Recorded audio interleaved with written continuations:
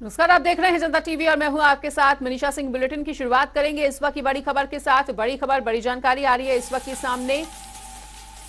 इस वक्त का बड़ा अपडेट, उज्जैन और इंदौर के दौरे पर है मुख्यमंत्री योगी आदित्यनाथ। महाकाल का आशीर्वाद लेंगे सीएम योगी और कई कार्यक्रमों में भी शिरकत करने के लिए पहुंचेंगे सीएम योगी आदित्यनाथ। तो अहिल्याबाई होलकर की प्रतिमा को पहनाएंगे हार।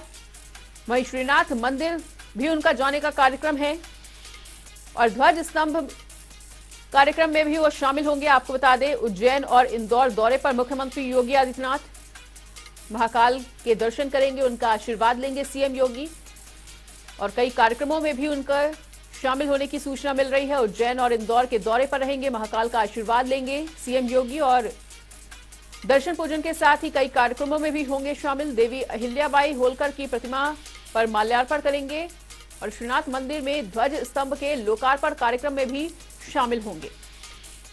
तो महाकाल का आशीर्वाद लेने के लिए सीएम योगी आदित्यनाथ उज्जैन पहुंच रहे हैं और कई कार्यक्रमों में इस दौरान वो शामिल होंगे और अहिल्याबाई होलकर की प्रतिमा पर माल्यार्पण करते हुए भी नजर आने वाले हैं सीएम योगी। महाकाल में पूजा अर्चना करते हुए नजर आएंगे और ध्वज स्तंभ के लोकार्पण में भी शामिल होंगे। तो महाकाल के दौरे पर है सीएम योगी, महाकाल में पूजा अर्चना करते हुए भी नजर आ रहे हैं।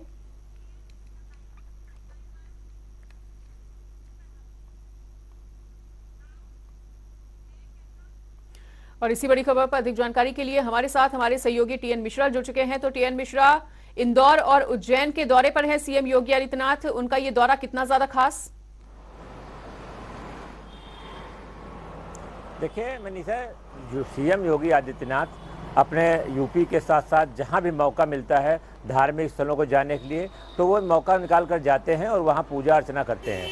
और इसके साथ मध्य प्रदेश का अब चुनाव के नज़र से अहम माना जा रहा है। तो सीएम योगी पिछली बार भी स्टार प्रचारक थे और इस बार उनको भाजपा के स्टार प्रचारक के रूप में माना गया, तो वो पहले से अपनी भूमिका बनाते हैं। और अब उज्जैन और जो है जहाँ तक इसकी इंदौर की बात है, वो जाएंगे और वहाँ सबसे पहले उज्जैन में पूजा अर्चना सुबह करेंगे, उसके बाद जो है फिर इंदौर जाएंगे। तो उज्जैन के साथ वहाँ के भाजपा नेताओं से भी मिलेंगे वो और भाजपा नेता भी उनसे मिल करके वहाँ की रणनीति भी तय करेंगे। पूजा अर्चना की बात है, सीएम योगी खुद योगी हैं, इसलिए पूजा अर्चना मंदिरों में जाना ये तो उनका खुद सीएम योगी आदित्यनाथ का भी उनके संप्रदाय का मंदिर भी है, तो माना जा रहा है उस अपने संप्रदाय के मंदिर में वहाँ जाएंगे, वो भी उज्जैन का बड़ा मंदिर है। और इसके बाद जब इंदौर जाएंगे देवी अहिल्याबाई की मूर्ति पर माल्यार्पण करेंगे और उसके बाद जो है श्रीनाथ मंदिर जाकर वहाँ पे ध्वज पताका का जो है अनावरण करेंगे।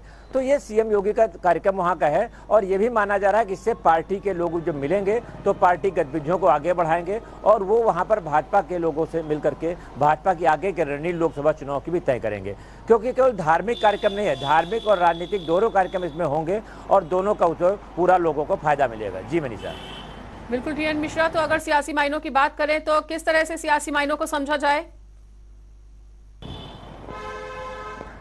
देखिए, सियासी मायने ये है कि दोनों जगह भाजपा की सरकार है, तो जब भाजपा की सरकार है और अगला लोकसभा चुनाव आने और जब कभी योगी कहीं जाते हैं तो वहाँ के प्रमुख नेताओं से जरूर मुलाकात करते हैं। उन नेताओं से वहाँ के हालात भी जानते हैं कि क्या पार्टी की स्थिति है या चुनाव में आगे क्या रहेगा। तो इस नाते माना जा रहा है कि एक धार्मिक दौरे के साथ साथ एक राजनीतिक दौरा भी होगा, जिससे दोनों तरह के जो है समीकरण साधेंगे और उम्मीद की जा रही है कि इसमें भाजपा नेता भी उनसे जो है बेहतर तरीके से मिल करके और फायदा उठाएंगे। जी मनीषा। ठीक है टीएन मिश्रा, तो इस तमाम जानकारी के लिए आपका बहुत बहुत शुक्रिया। तो उज्जैन और इंदौर के दौरे पर है सीएम योगी आदित्यनाथ, इस दौरान महाकाल का आशीर्वाद भी लेंगे सीएम योगी। उधर उत्तर प्रदेश में इनकम टैक्स का बड़ा ऑपरेशन चलाया जा रहा है और सपा नेता आजम खान के ठिकानों पर आईटी की रेड देखने को मिल रही है। तो ये बड़ी खबर, बड़ी जानकारी, उत्तर प्रदेश में इनकम टैक्स की रेड और सपा नेता आजम खान के ठिकानों पर आईटी का छापा।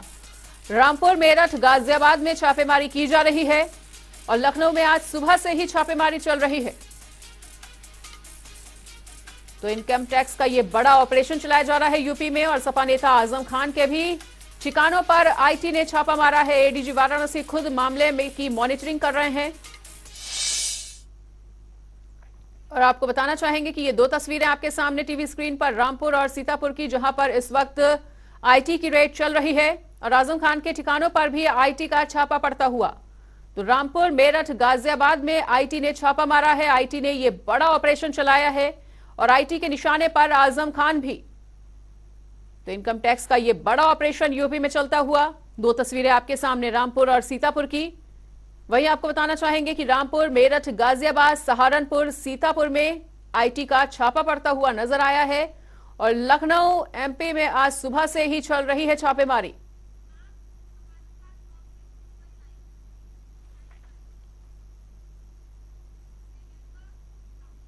और इसी बड़ी खबर पर अधिक जानकारी के लिए हमारे साथ हमारे सहयोगी तौकीर किदवई जुड़ चुके हैं। तो तौकीर, आईटी की बड़ी रेड चल रही है यूपी में और सपा नेता आजम खान आईटी के निशाने पर।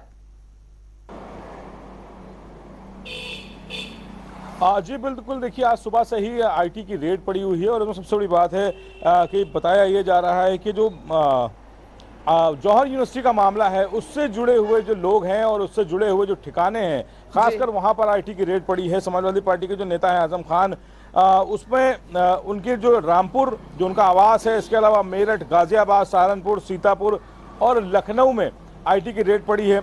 और आईटी की रेड में आजम खान के करीबी कहे जाने वाले और रामपुर के चमरहुआ विधानसभा से विधायक हैं अहमद खान, उनके फार्म हाउस और उनके घर पर रेड पड़ी है। इसके अलावा सीतापुर में जब ये जेल में थे आजम खान, उनके करीबी फैंसी जैदी, उनके ठिकानों पर भी छापे पड़ी है। बताया जा रहा है कि सीतापुर में उनके जेल में रहने के दौरान आजम खान की उन्होंने काफ़ी मदद की थी। तो ऐसे जो लोग हैं उन पर छापेमारी हुई है। और लखनऊ के जो ठिकाने हैं वो भी उसमें जुड़े हुए हैं और लखनऊ के आसपास जो लोग उनके रहते हैं, आजम खान के करीबी कहलाते हैं, उनके यहाँ भी छापेमारी हुई है। और इसके अलावा बताया जा रहा है आजम खान का एक निवास लखनऊ में भी है जहां पर आईटी ने रेड मारी है। फिलहाल ये पूरा मामला जौहर यूनिवर्सिटी से जुड़ा हुआ बताया जा रहा है। जौहर यूनिवर्सिटी में जिस तरह की लेन देन हुई, ये भी बताया जा रहा था कि इसमें फॉरेन फंडिंग हुई है और उस जो विदेशी फंडिंग है इसको लेकर भी छापेमारी की गई है। और ये जो लोग हैं जिन्होंने इसमें फंड दिया था, आखिर उनके पास रकम कहाँ से आई थी, उनसे भी इस मामले को लेकर पूछताछ होगी। और फिलहाल जो रेड है वो सुबह से ही जारी है और कई जगहों पर अभी भी अधिकारियों ने डेरा डाल रखा है। बिल्कुल तौकीर, तो आजम खान का अल जौहर ट्रस्ट तो आईटी के निशाने पर ही है और कहा जा सकता है कि इससे आजम खान की जो मुश्किलें हैं वो और भी ज्यादा बढ़ती हुई नजर आ सकती हैं। ये भी जानना चाहेंगे तौकीर कि लगभग कितने बजे से ये रेड चल रही है और अब तक क्या कुछ निकल कर आ पाया है इस रेड में? देखिए ये सुबह से ही रेड जारी है, लेकिन अभी फिलहाल इस पूरे मामले में अभी कोई भी औपचारिक बयान नहीं आया है। लेकिन बताया यही जा रहा है कि जौहर यूनिवर्सिटी से जुड़ा मामला इनकम टैक्स के पास पहुंच गया था। इसी सिलसिले में आज ये पूरी छापेमारी सुबह से जारी है। सुबह ही एकदम, यानी कि यूँ कह सकते हैं कि करीब 5 से 6 बजे के बीच ये पूरी टीम कई जगहों पर एक साथ पहुंची थी और उनसे वहां पर रेड की है। और उसके अलावा सभी लोगों से पूछताछ की जा रही है कि उनका जौहर यूनिवर्सिटी से क्या ताल्लुक रहा है, कैसे उन्होंने फंडिंग की है, क्या लेन देन के तरीके क्या अपनाए गए हैं। इस पूरे सवालों के साथ आज आईटी की जो टीम है वो जगह जगह नजर आ रही है। सबसे बड़ी बात यह भी है कि जौहर यूनिवर्सिटी को लेकर आजम खान ने कई तरह के दावे किए थे और उसमें कई एफआईआर भी दर्ज की गई हैं। लेकिन आजम खान का कहना था कि वो इसे एक यूनिवर्सिटी बनाना चाहते हैं ताकि जो गरीब बच्चे हैं वो उसे पढ़ सकें। लेकिन बताया यह भी जाता है कि जो ज़मीनें एक्वायर की गई उसमें एक बड़ा घालमेल है। कई तरह के मामले आईटी के पास पहुंचे हैं, फंडिंग को लेकर कई तरह की सूचनाएं थी। इसी पूरे मामले को लेकर इनकम टैक्स ने फिलहाल ये रेड की है और उसमें जो सबसे करीबी माने जा रहे हैं वो लोग भी घेरे में आए हैं जो आजम खान के साथ एक लंबे समय से जुड़े हुए हैं। आपको बता दें कि करीब 2.5 साल आजम खान जेल में रहे हैं। उसके बाद से निकलने के बाद उन्होंने कई तरह के राजनीतिक बदलाव किए हैं। थोड़ा सा किनारा भी किया है, अखिलेश से भी नाराजगी नजर आई थी। लेकिन जिस तरह से उनका रामपुर की सीट, उनकी पहले लोकसभा से उन्होंने इस्तीफा दिया, फिर विधानसभा सीट पर उनकी विधानसभा सदस्यता रद्द हुई, तो कहीं ना कहीं अब आजम खान का जो राजनीतिक करियर है वो भी दांव पर है। और दूसरी तरफ अब आईटी की रेड जरूर उनको जो है राजनीतिक छवि को नुकसान पहुंचाएगी। अब देखना होगा कि आने वाले समय में आजम खान की और कितनी मुश्किलें बढ़नी है, क्योंकि बताया यह भी जा रहा है कि एक मामले में फैसला भी आना है जिसमें जो ठीक है तो आजम खान की मुश्किलें जो हैं वो थमने का नाम नहीं ले रही हैं और इस रेड के बाद और भी ज्यादा मुश्किलें बढ़ेंगी। इस तमाम जानकारी के लिए आपका बहुत बहुत शुक्रिया। तो आपको बताना चाहेंगे कि लगभग 21 जगहों पर आईटी की रेड चल रही है। रामपुर, मेरठ, गाजियाबाद में छापा चल रहा है और आईटी के निशाने पर है आजम खान।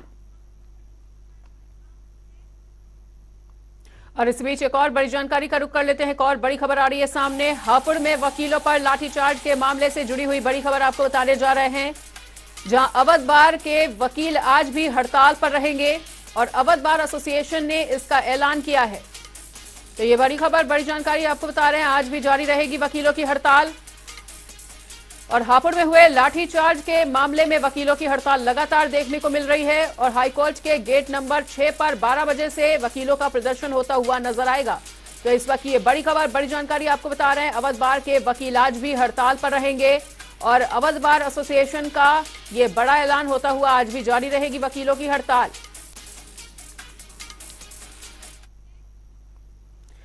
और यहां पर रुकेंगे एक छोटे से ब्रेक के लिए। ब्रेक के बाद स्वागत है और ब्रेक के बाद एक और बड़ी जानकारी का रुख कर लेते हैं। एक और बड़ी खबर आ रही है सामने। हापुड़ में ही वकीलों पर हुए लाठीचार्ज के मामले से जुड़ी हुई बड़ी खबर आपको बता रहे हैं, जहां अवध बार के वकील आज भी हड़ताल रहेंगे। अवध बार एसोसिएशन का ये बड़ा ऐलान सामने आया है और आज भी जारी रहेगी वकीलों की हड़ताल।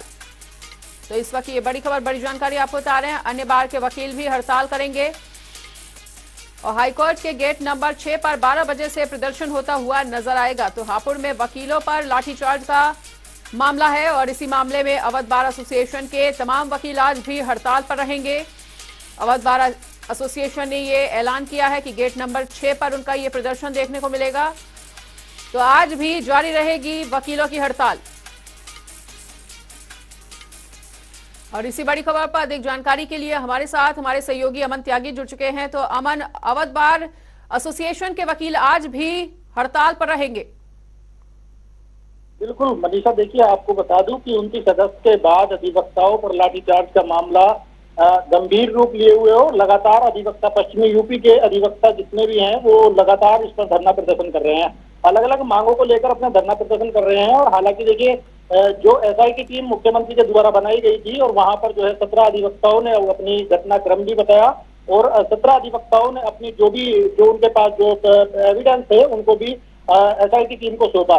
देखिए लगातार मामला गरमाया हुआ है और अधिवक्ताओं का यही कहना है कि प्रदेश सरकार उनकी जो है कोई भी मांग मानने के लिए तैयार नहीं है और जब तक ये मांग पूरी नहीं हो जाती तब तक अधिवक्ता धरने पर रहेंगे। और अधिवक्ताओं का यही कहना है कि जब तक हापुड़ एसपी और हापुड़ डीएम का ट्रांसफर नहीं हो जाता तब तक वो धरना प्रदर्शन करते रहेंगे और आगे भी यदि देखा जाएगा तो इस पर पूर्ण रूप से और गंभीर मामले को देखते हुए इस पर जो है रोष प्रकट करेंगे। जी ठीक है अमन, तो इस तमाम जानकारी को हमारे साथ साझा करने के लिए आपका बहुत बहुत शुक्रिया। तो अन्य बार के वकील भी उनके धरने में शामिल होंगे और हाईकोर्ट के गेट नंबर 6 पर यह हड़ताल होती हुई नजर आएगी।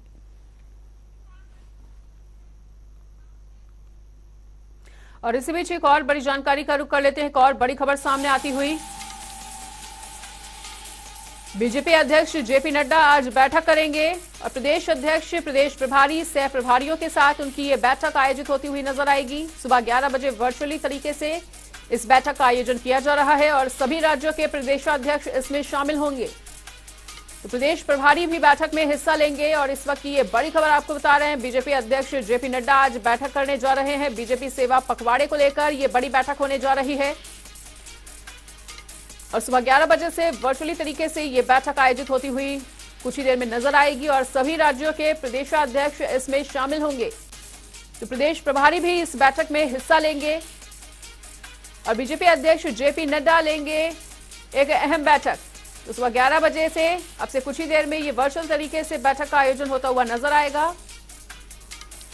और आपको बताना चाहेंगे कि सभी राज्यों के प्रदेशाध्यक्ष इसमें शामिल होंगे। इसी बीच एक और बड़े अपडेट का रुख कर लेते हैं। एक और बड़ी जानकारी आ रही है इस वक्त की सामने। बड़ी खबर, बड़ी जानकारी। मदरसों की महिला शिक्षकों को बड़ा तोहफा मिलता हुआ नजर आया है और अब महिला शिक्षकों को मैटरनिटी लीव मिला करेगी। योगी सरकार ने 30 अगस्त 2022 को अवकाश के निर्देश दिए थे और संशोधन के बाद अब ये व्यवस्था लागू होती हुई दिखने वाली है। तो मान्यता प्राप्त मदरसों में भी ये व्यवस्था लागू होगी और मदरसों की महिला शिक्षकों को ये बड़ा तोहफा सरकार की तरफ से मिलता हुआ अब महिला शिक्षकों को मैटरनिटी लीव दी जाएगी और योगी सरकार ने साल 2022 को इसके निर्देश दिए थे। उधर लखनऊ से पीस पार्टी के राष्ट्रीय अध्यक्ष डॉक्टर अयूब खान का बयान सामने आया है और आपको बताना चाहेंगे कि लखनऊ से पीस पार्टी के राष्ट्रीय अध्यक्ष डॉक्टर अयूब खान ने बड़ा बयान दिया है। सुनिए उन्होंने क्या कुछ कहा। सभी सरकारों ने, सभी पार्टियों की सरकारों ने संविधान की मूल भावना के अनुरूप काम नहीं किया है और यही वजह है कि आज देश में धर्म के नाम पर, जात के नाम पर नफरत फैला हुआ है। आज जो समाज राजनीतिक तौर पर संगठित नहीं है और जिस समाज को सत्ता में भागीदारी नहीं मिली है, वो समाज सभी सरकारों में, सभी पार्टियों की सरकारें जो केंद्र प्रदेश में रही हैं, उन सभी सरकारों में शोषित, पीड़ित और उपेक्षित रहा है। पार्टी ऐसे में जो भी इन सभी उपेक्षित समाज को, जो देश में आज उपेक्षित है, उन सभी समाज को वोट बैंक की तरीके से गुलाम बनाने के बजाय जो उन्हें राजनीतिक हिस्सेदारी दे करके सत्ता में भागीदारी देना चाहता है, पीस पार्टी उनसे गठबंधन करके और उनके साथ मिल करके चुनाव में हिस्सा। हापुड़ में वकीलों पर हुए लाठीचार्ज का मामला जो है वो दिन प्रतिदिन तूल पकड़ता जा रहा है और मामले को लेकर अवध बार एसोसिएशन का बयान भी सामने आया है। उसमें उन्होंने हाईकोर्ट के गेट नंबर 6 पर प्रदर्शन करने की बात कही है और वहीं सपा अध्यक्ष अखिलेश यादव ने भी ट्वीट कर वकीलों का समर्थन किया है। उन्होंने कहा कि सरकार को मामले में सौहार्दपूर्ण रास्ता निकालना चाहिए और आगे उन्होंने कहा कि न्याय करने वालों के साथ योगी सरकार न्याय करे।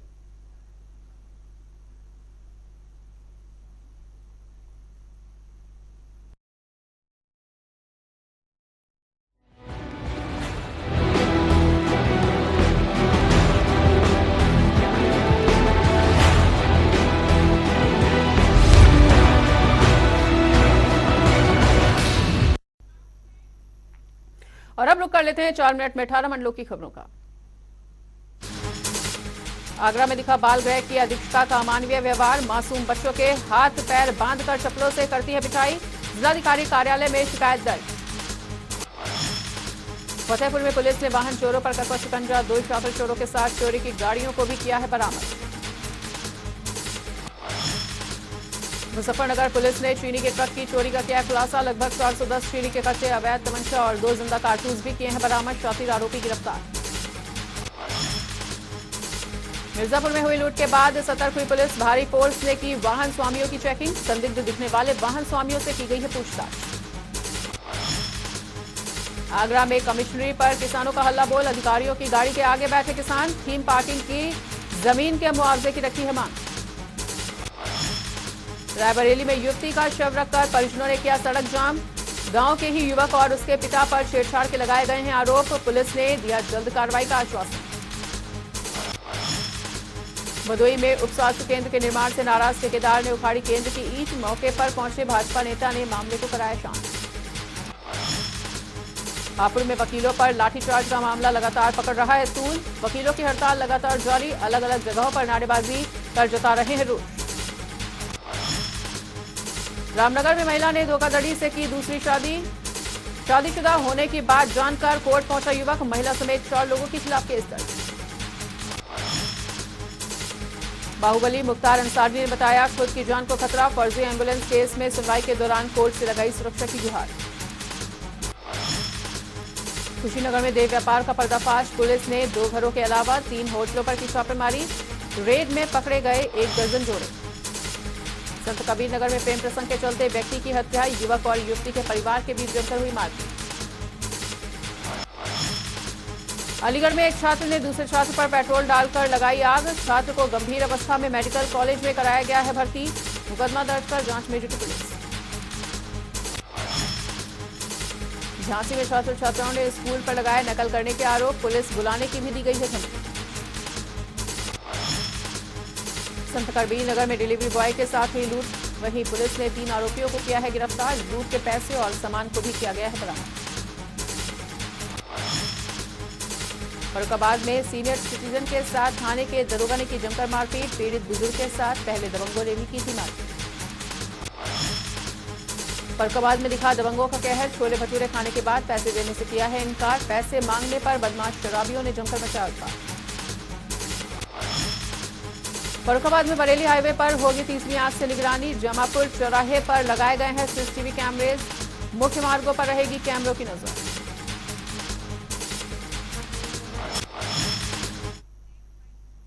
फिलहाल इस वक्त के बुलेटिन में इतना ही, खबरों का सिलसिला लगातार जारी है, देखते रहिए जनता टीवी।